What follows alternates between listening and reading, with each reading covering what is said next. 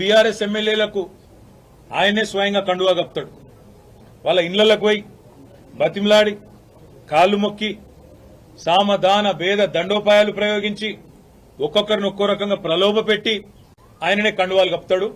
ఇంటింటికి పోతాడు. ఆయననే ముఖ్యమంత్రి స్వయంగా ఎమ్మెల్యేల ఇళ్ల చుట్టూ తిరిగి కాళ్ళు వేలు పట్టుకొని మొత్తానికి కండువాలు కప్తాడు.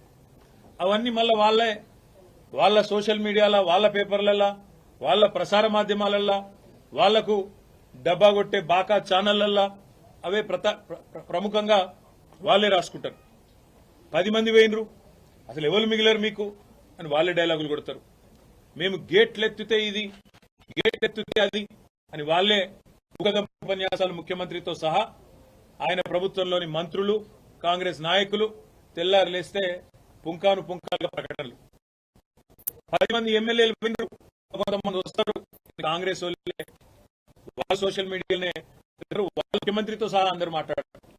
కానీ మళ్ళీ నిన్న మొన్న స్వరం మార్చి హైకోర్టు తీర్పు తర్వాత స్పీకర్ గారు నిర్ణయం తీసుకోవాలి, ఖచ్చితంగా ఈ 10 మంది శాసనసభ్యులు కూడా వీళ్ళకి ఫిరాయింపు వేటు తప్పదు, ఫిరాయింపు నిరోధక చట్టం కింద అని చెప్పి అర్థమైన తర్వాత గడగడ వణికిపోయి కొత్త డ్రామాకు శ్రీకారం చుట్టినారు.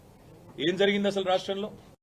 ఈ ఫిరాయింపులు ఎవరెవరైతే పాల్గొన్నారో తప్పకుండా వాళ్ళ పదవి పోతుంది అనే మాట మేము గల్లీ టు ఢిల్లీ సుప్రీంకోర్టు లాయర్లను కలిసినాం. సుప్రీంకోర్టు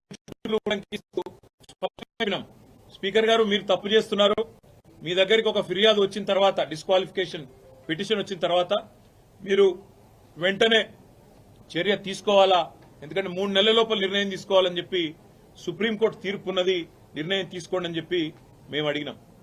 మా సోదరుడు కౌశిక్ రెడ్డి గారు, కేపీ వివేకానంద్ గారు, జగదీష్ రెడ్డి గారు అందరు కూడా ఫస్ట్ డిస్క్వాలిఫికేషన్ పిటిషన్లు సంతకం పెట్టిందే కౌశిక్ రెడ్డి, వివేకానంద్ గారు.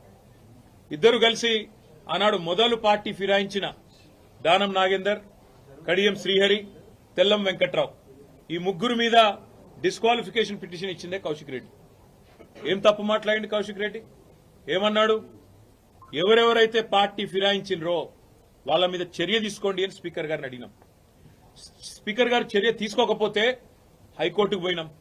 హైకోర్టుకి పోతే హైకోర్టు తీర్పిచ్చింది, 4 వారాల్లో మీరు చర్య తీసుకోవాలి, మీరు ఏ నిర్ణయం తీసుకుంటారో ప్రకటించండి, లేని పక్షంలో సువమోటోగా 4 వారాల తర్వాత మేమే మళ్ళొక్కసారి విచారిస్తామని చెప్పి కూడా హైకోర్టు చెప్పింది.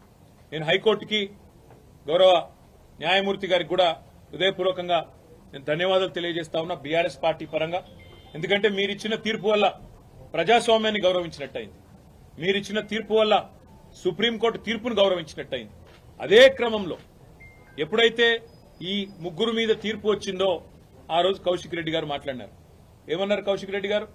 దమ్ముంటే రాజీనామా చేయండి, ప్రజాక్షేత్రంలోకి రండి, ప్రజాస్వామ్యం మీద నమ్మకం ఉంటే ముఖ్యమంత్రి రాహుల్ గాంధీ దమ్ముంటే రాండ్రి, ఈ 10 మందితో రాజీనామాలు చేపియండి, మీరు వెంటనే ప్రజాక్షేత్రంలో ఎవరి బలం ఏందో తేల్చుకుందామని అన్నాడు. ఈ మాట ఆ రోజు కౌశిక్ రెడ్డి ప్రెస్ మీట్ పెట్టినప్పుడు ఒక్కసారి నేను మీకు గుర్తు చేస్తా ఉన్నా. కౌశిక్ రెడ్డి గారు మొన్న హైకోర్టు తీర్పు తర్వాత మాట్లాడాడు. కానీ ఆనాడు రేవంత్ రెడ్డి గారు ఆ రోజు ప్రతిపక్షంలో ఉన్నప్పుడు, పీసీసీ అధ్యక్షుడిగా ఉన్నప్పుడు పార్టీ మారిన ఎమ్మెల్యేల మీద ఏం మాట్లాడిండో ఒకసారి గుర్తు తెచ్చుకోమని అని చెప్పింది రేవంత్ రెడ్డి. పార్టీ ఫిరాయించిన ఎమ్మెల్యేలను రాళ్లతో కొట్టి చంపమన్నాడు, సావు డప్పు కొట్టిపిస్తా అన్నాడు. పార్టీ ఫిరాయించిన ఎమ్మెల్యేలను ఉరిదీయాలే అని మాట్లాడినాడు రేవంత్ రెడ్డి. మరి ఆయన మాట్లాడిన మాటల ముందు మా పార్టీ తరఫున మాట్లాడిన నాయకులు ఎవరు కూడా ఆయన మాట్లాడినంత అసహ్యంగా, అంత చండాలంగా ఎవరు కూడా మాట్లాడలేదు.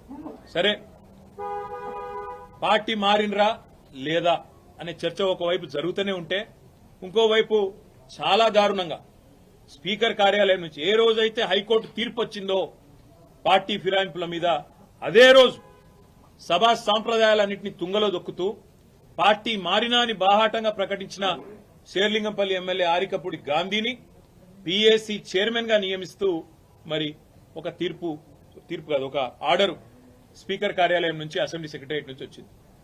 దాని తర్వాత సహజంగానే హైకోర్టును బేఖాతరు చేస్తూ, సుప్రీంకోర్టు తీర్పును బేఖాతరు చేస్తూ, రాజ్యాంగ విలువలకు అసెంబ్లీ సాంప్రదాయాలకు పార్లమెంటరీ పద్ధతులకు అన్నిటికీ తిలోదకాలిస్తూ ఇదేం పద్ధతి, అసలు ఆయన ఏ పార్టీలో ఉన్నాడు అని మా వాళ్ళు అడిగినారు. అయితే ఎంత విచిత్రమైన పరిస్థితి అంటే ఈరోజు రాష్ట్రంలో